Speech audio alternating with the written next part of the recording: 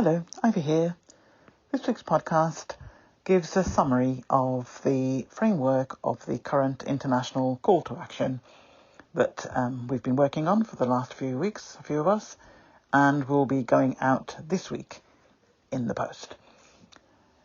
Right, all of the SG UK podcasts to date have been divided into categories, and each category relates to one or more of the key areas of focus listed on the Archwell Foundation website.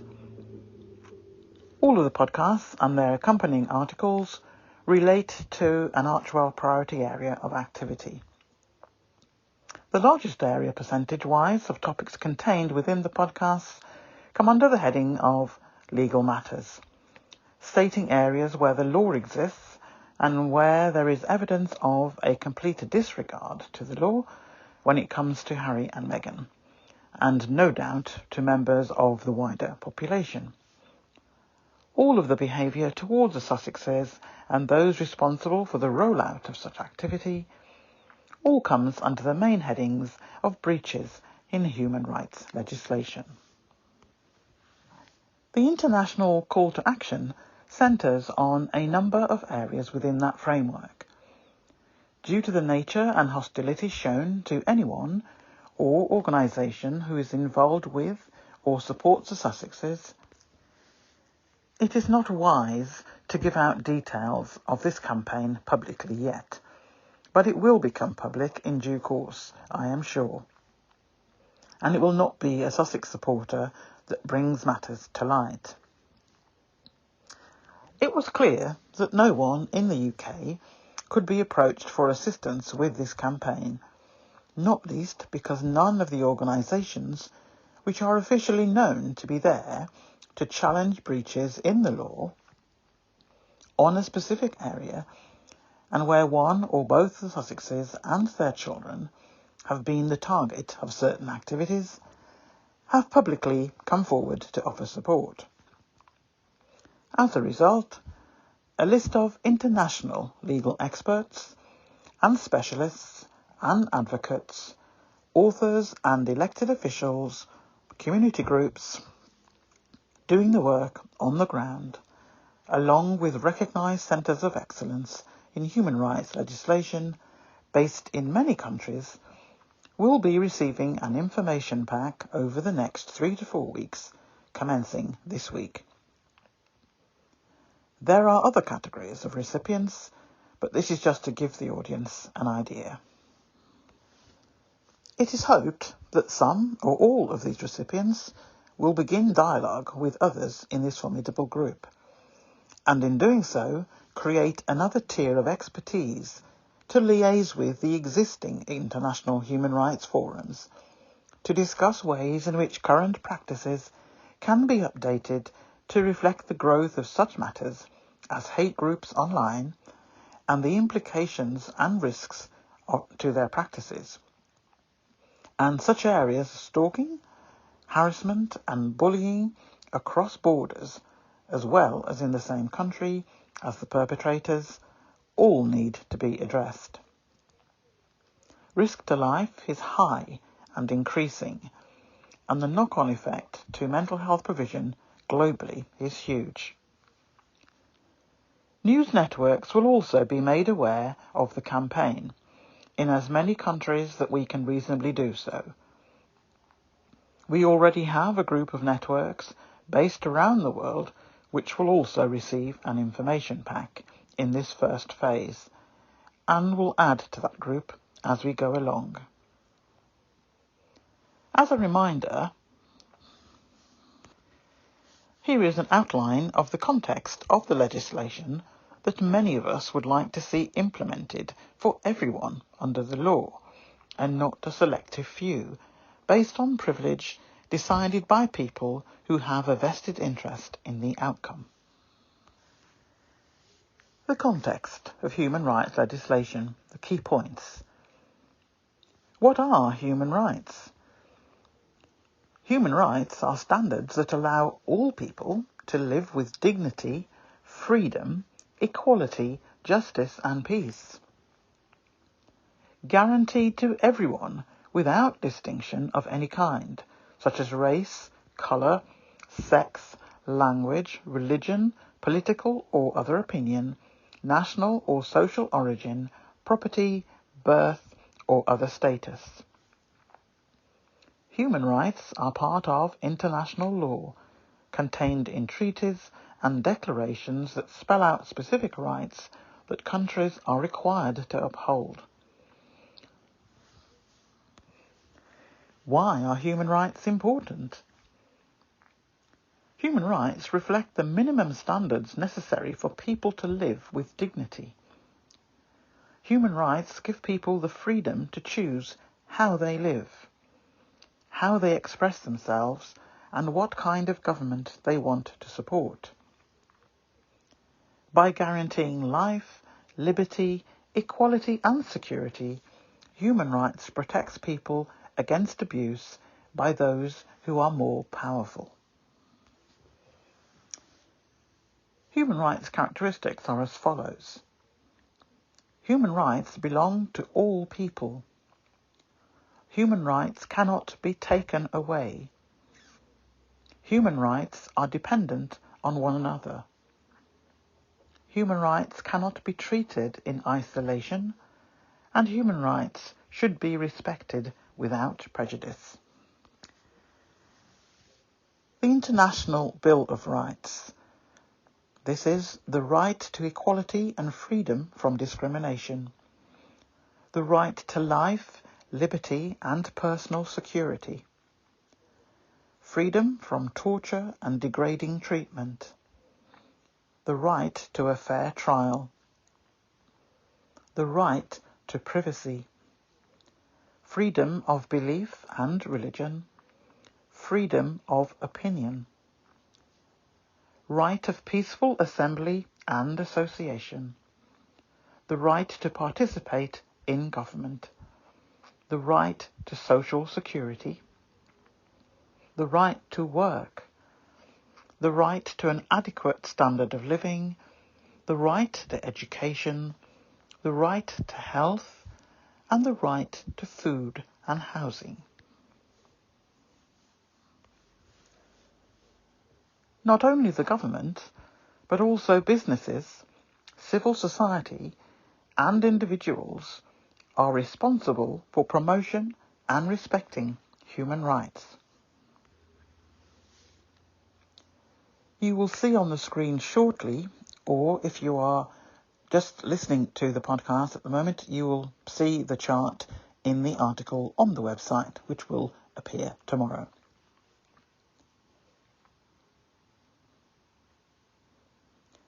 On this chart, you can see the topics discussed and the general themes of the discussions at each of the podcasts. Note the percentage split of the main grouping. Legal aspects forms the highest percentage, with structured group activity, mainly online, but also involving UK media, both printed and televised, all discussing the same topics most days. It is not accidental. The impact on mental health is a growing concern, and a higher percentage than the mental health aspects is the value for money of the UK monarchy and its input into and with societal groups deemed to be in positions of power and therefore influencing, etc. The impression is that very few legal experts appear to want to get involved in UK royal business, not least because it is considered that working class people have more to worry about than when rich people fall out. What too many are missing is that it is happening outside, and most people cannot afford to take on the establishment, and in particular the media, so they suffer in silence, or in the case of some individuals, give up altogether.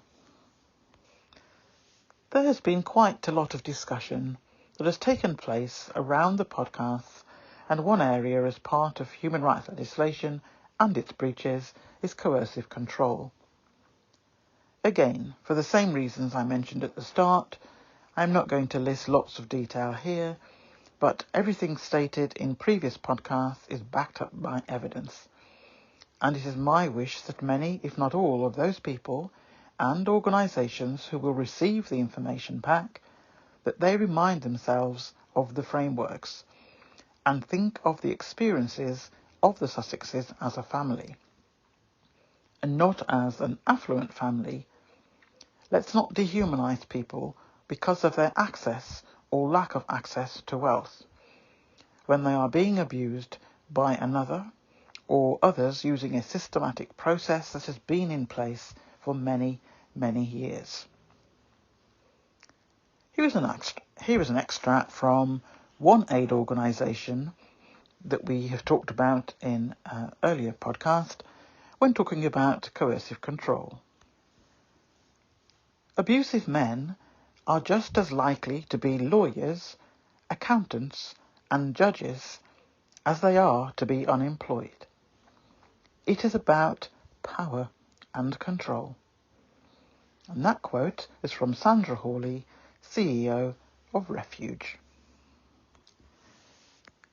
As someone who has worked with women's groups for many years, including survivors of various forms of abuse, my antennae goes up when I feel that someone is being abused, in whatever form, and is being maligned because they are prepared to speak their truth. Another example, which is ongoing, relates to Britney Spears. Another situation which has been going on for over a decade and whose voice was ignored, in favour of family members who used her money to pay for legal experts to ensure that Britney had no voice, but the abusers continued to profit from her continual earnings for their benefit, not Britney. Those of you who know my work and publications know that I like to use academic theory and models to help show how many topics can be explained in a user-friendly way. I regard the treatment of Meghan and Harry, Meghan in particular, like that of a person in a violent marriage. The abuser continually trying to erode the self-esteem of their victim and telling them how they could be nothing without them, etc., and to put fear in their minds about leaving. When that victim manages to escape, the abuser then goes on the defensive, trying to justify their actions and ultimately try to make life so difficult outside of the marital home that the victim returns and becomes compliant, and in fact, inevitably, the level of abuse is worse than before. I have used Kubler-Ross 7 Stages of Grief model in the past to show how the British royal family, the royal reporters working for the tabloids, but who have an apparently invisible contract with the monarchy, not so invisible now, to always give them positive press coverage, in return to access to the royals for exclusive scoops, etc. I include government in the analogy, aristocracy and keyboard warriors in the frame. It is a very useful model for a number of things. There is such a thing as post-separation control. It is a form of abuse that a male ex-partner uses to maintain power and control over a woman, long after the marriage or relationship is over.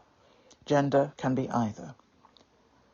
Think of all the groups I have mentioned, particularly the royal family and its partners in the media, behaving as though they are trying to keep control over what Harry and Meghan do in life, still desperately trying to cling on to power over their actions.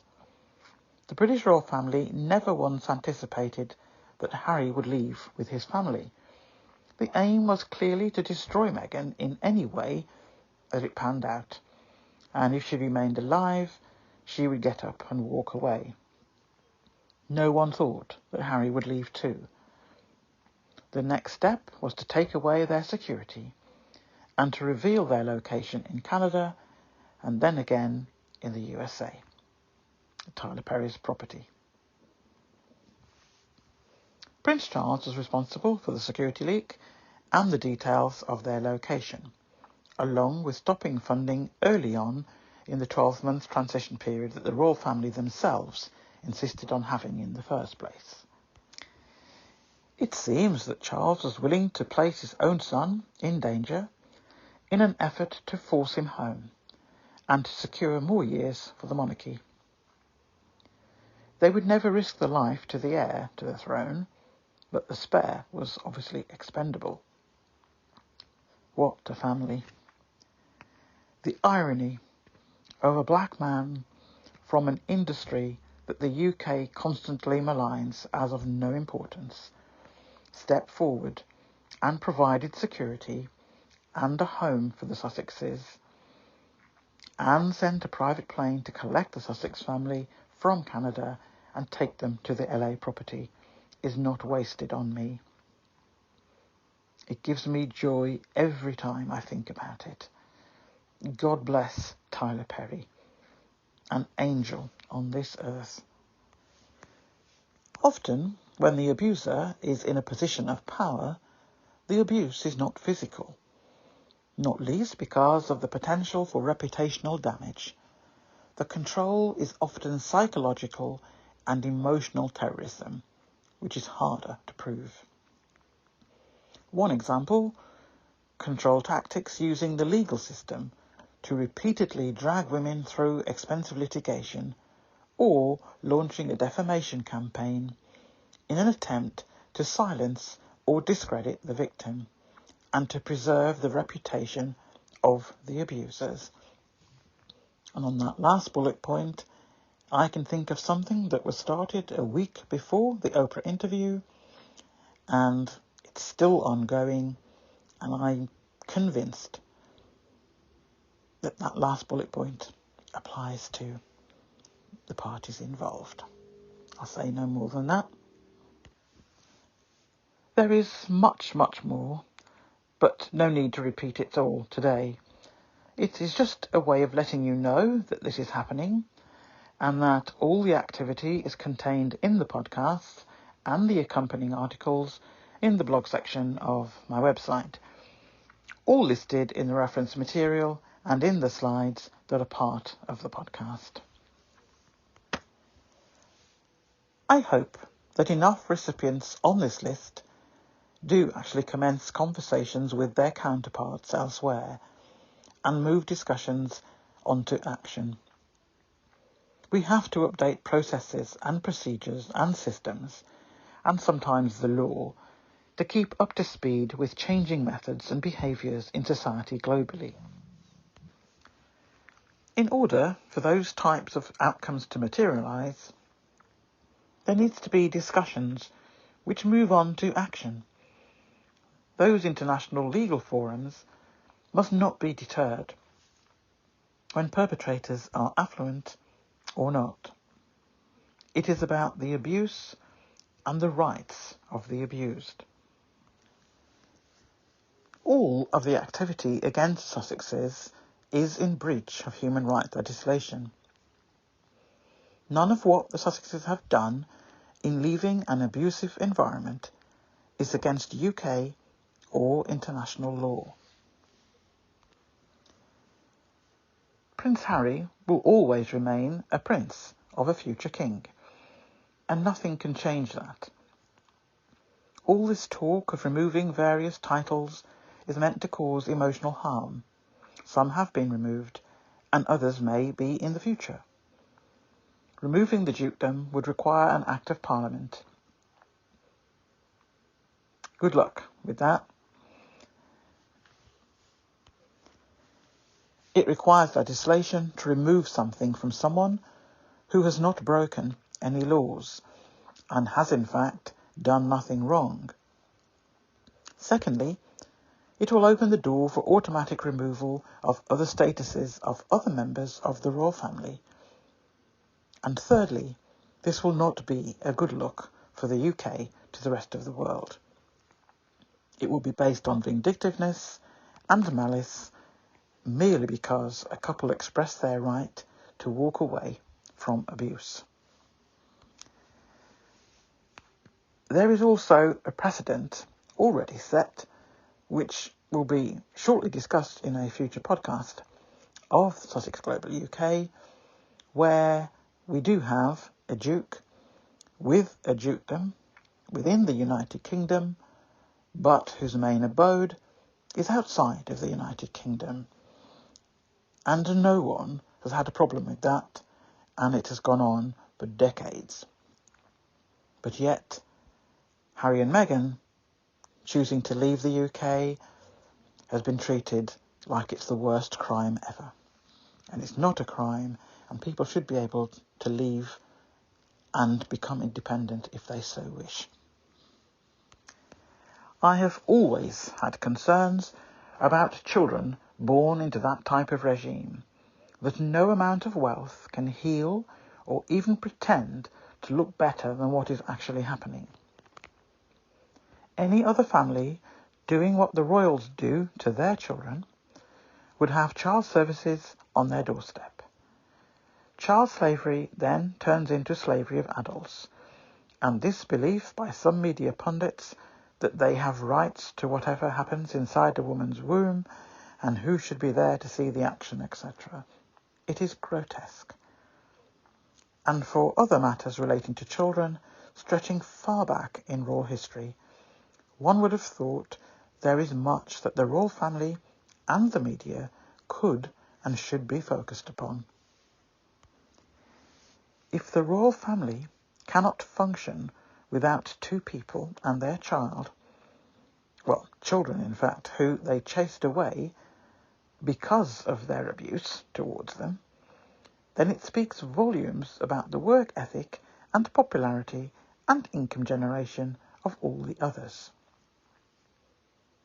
I am of the firm opinion, as a non-legal person, that this treatment of the Sussexes is in breach on multiple aspects of articles of basic human rights legislation. Royal protocol is not the law, and protocol stated in respect of the Sussexes is not written down anywhere, just something expected should happen in respect of the Sussexes only. There is the matter of the actual age profile of the royal family. That has not been managed well. In fact, it's been managed really poorly over decades. The fact that the age profile of that family, more than half, are above the age of 50. I won't even bother to go into, above 75, but they're in that top half. And there aren't that many younger working royals anyway. And in terms of the second in line to the throne, we're talking about they're likely to be in their 50s, 60s, if the royal family still exists at that stage, to actually become king and queen. So, the age profile is all wrong. The very fact that the next king will be of an age group 70 plus seems madness to me. I actually don't see the purpose of the royal family at all. But if we're going to have one, I don't see any merit in someone moving into the role of monarch and deciding to only leave it when they stop breathing. That makes no sense to me. I don't see why you would still be doing something in your 90s and the next person in line is already in their 70s waiting to take over. The whole thing just does not work for me at all. It just makes no sense. You wouldn't do that in business, and they should be operating like a business. They're not operating like a family anyway, so I really don't see the merits of this approach. And the way that Harry and Meghan have been hunted down, treated like prey, like slaves gone bad, because they chose to move away, makes me wonder if two people moving away can garner all this attention, and they still do, and rightly so, because they deserve it. They have done nothing wrong. Then how come all the others who were left behind, that we were told prior to the Sussexes leaving the UK, were the future of the UK monarchy, how come all of them combined don't garner that level of interest, let alone one or two of them. And yet they managed to chase Sussexes out, and prior to that were certainly telling Meghan most days on breakfast TV, why don't you go back to the USA? Apart from being extremely rude and so unprofessional. When the Sussexes actually did that, all the attention that the royal family thought they would get, and the spotlight which they said they wanted, and that should shine brightly on their heirs and no one else, the majority of the attention and focus went with the Sussexes. So you've got all these people aging through no fault of their own. Most of them are not working royals anyway, but are still receiving taxpayer money. But that's another subject for another podcast. But they're all there, and really and truly, the Queen is the most popular, and the rest I don't think really feature that much. That should be a worry to them. And all the attention so far has been directed at Harry and Meghan, and the abuse and the breach in human rights has been directed at Harry and Meghan, and it is still continuing even though they're on a different continent. That in itself is also a breach, and I hope that will be addressed in due time and course.